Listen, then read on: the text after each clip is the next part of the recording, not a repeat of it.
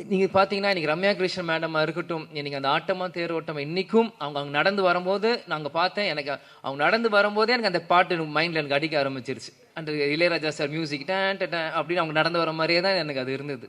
இன்றைக்கி சரத் சார் இன்றைக்கி வந்து சுப்ரீம் ஸ்டாராக இருக்கும்போது, இந்த படத்தில் இருக்கும்போது நான் அப்படியே அன்றைக்கி அவங்க கனெக்ட் பண்ணுறேன். அன்றைக்கி எவ்வளோ இளமையாக ஒரு மிஸ்டர் மெட்ராஸ் அப்படின்னு டைட்டில் எடுத்து அந்த படத்தை ஆரம்பிச்சிருக்கும் போது சரத் சார் இந்த படத்துக்கு எவ்வளோலாம் கஷ்டப்பட்டுருப்பார். செல்வமணி சார் சொன்ன கழுத்தில் உடஞ்சிருந்து இது இது ப்ராப்ளம் இருந்தது.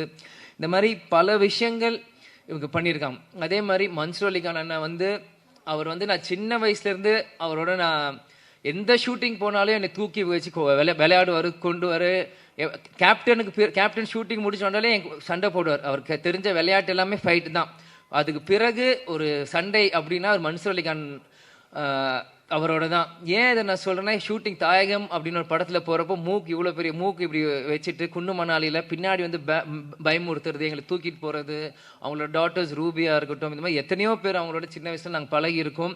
அவன் கேப்டன் பிரபாகர் அப்படின்னு பண்ணும்போது என்னைக்கு கேப்டன் அவரை உருவாக்குனாரோ, கேப்டன் மறைந்த அந்த டிசம்பர் 28 கேப்டன் காலடியிலே கடைசி வரைக்கும் இருந்து கேப்டன் இருந்து சேர்ந்த ஒரு நல்ல உள்ளம்தான் மன்சூர் அலிகான் அவர்கள்.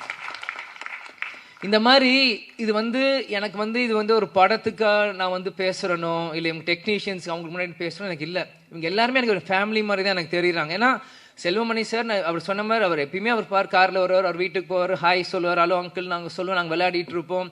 சிவா சாராக இருக்கட்டும், இன்னைக்கு யாராக இருக்கட்டும், நாங்கள் சின்ன வயசுலேருந்து அவங்கள சுற்றி தான் நாங்கள் வளர்ந்துருக்கோம். இன்னைக்கு ஒரு அடுத்த ஒரு தலைமுறை வரும்போது என்னை முன்னிலைப்படுத்தி என்னை கொண்டு வரும்போது உண்மையிலே எனக்கு ரொம்ப ஒரு கௌரவமான ஒரு பெருமையான விஷயமா இதை நான் பார்க்க